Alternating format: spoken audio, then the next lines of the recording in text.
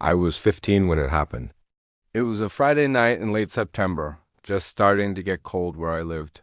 My parents went out to dinner with some family friends, and they said they would not be home until late. I had the house to myself. I invited over my neighbor and best friend Chris. He was the same age as me and lived across the street. We usually hung out in my basement and played games or watched movies, but that night we got bored. At some point, he brought up playing hide and seek.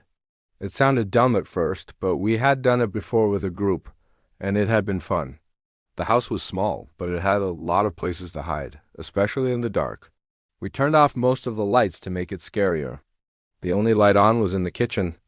The rules were simple. No going outside. No going into the attic or the crawl space. Basement, bedrooms, closets, and under furniture were all fair game. Chris wanted to hide first, so I covered my eyes in the living room and counted to 50. I could hear him running at first, and then silence. I finished counting and announced that I was coming.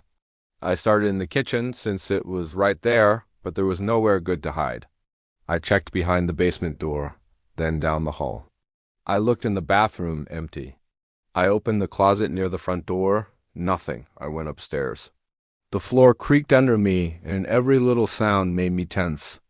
I checked my parents' bedroom first. Looking under the bed and behind the dresser, nobody. I went down the hall into my room. It was messy, but not enough for Chris to hide. Well, I still checked the closet and under the desk. Nothing. That left the guest room at the end of the hall. The door was cracked open. I pushed it slowly, expecting him to jump out and scare me, but the room was dark and quiet. I stepped inside and scanned around. I bent down to look under the bed. Nothing. I opened the closet door. Empty. At that point, I thought maybe he was in the basement, so I went back downstairs. I checked behind the laundry machines and in the storage space under the stairs. I was about to give up when I finally found him curled up behind some boxes. He laughed and asked how long it had taken me. I told him way too long. Then we switched. He counted and I hid. I went upstairs and slid under the guest bed, pulling the bedskirt down to cover me. My heart raced while I lay there in the dark. I heard him come upstairs a few minutes later, his footsteps slow and heavy on the floor. He opened the bathroom door first, then he stepped into my parents' room. After a while, the footsteps came down the hall toward where I was. I could hear him breathing as he walked into the guest room. He stopped near the bed. I held my breath. His shoes shuffled against the carpet. Then silence. A long silence. I thought he had figured it out and was about to yank up the bed skirt, but instead he walked out. I lay there a few more minutes, waiting to hear him call that I had won, but the house stayed too quiet. Finally, I crawled out. I went downstairs expecting to find him on the couch, but he wasn't there. I called out that the game was over. A voice came from the basement saying he was down there. I thought he was messing with me. I walked to the basement door, opened it, and shouted down the stairs. He shouted back that he was still looking for me, and he asked where I was hiding. That made my stomach twist. I told him I was out now and standing in the kitchen. A second later, I heard him coming up the stairs. He stepped into the light and looked confused. He asked how I had gotten upstairs so fast. I told him I had been under the guest bed the whole time. He frowned and said he could have sworn. He checked that room and he heard someone moving inside. He said he thought he heard breathing. I told him I stayed perfectly still. We argued a little, but then we just shrugged it off. We played another round, but the whole time I felt uneasy. Every creak in the house made me jump. At one point, while I was counting, I thought I heard something upstairs, like a soft thud. But when I searched, it was empty. I found Chris in the laundry room.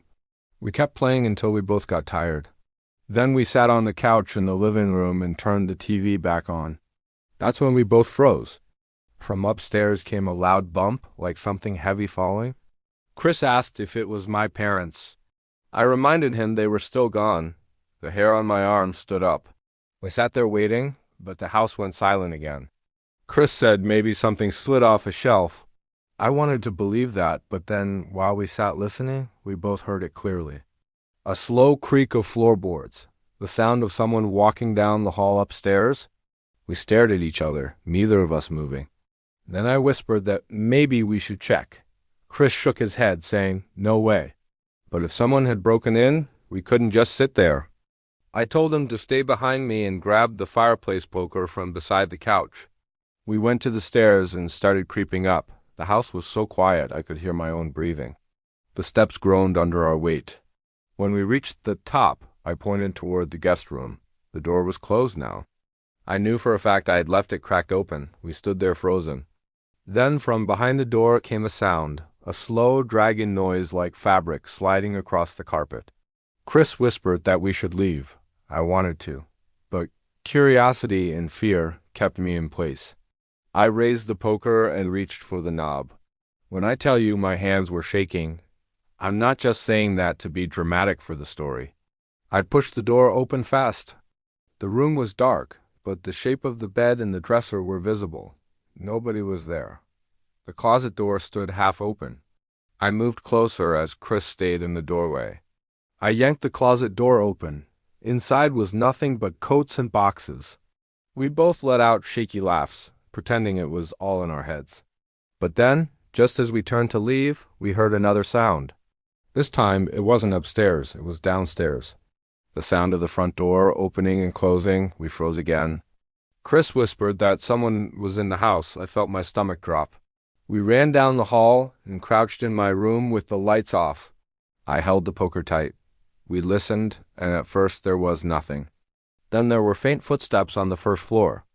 I wanted to call the police, but my phone was on the couch where we had been sitting. I whispered that maybe we could sneak out the window, but it was too small. The only way out was down the hall past the stairs. The footsteps moved closer. We heard the basement door open. Then the steps went down one by one. We both exhaled in relief. For it had gone into the basement, so we took that time to run.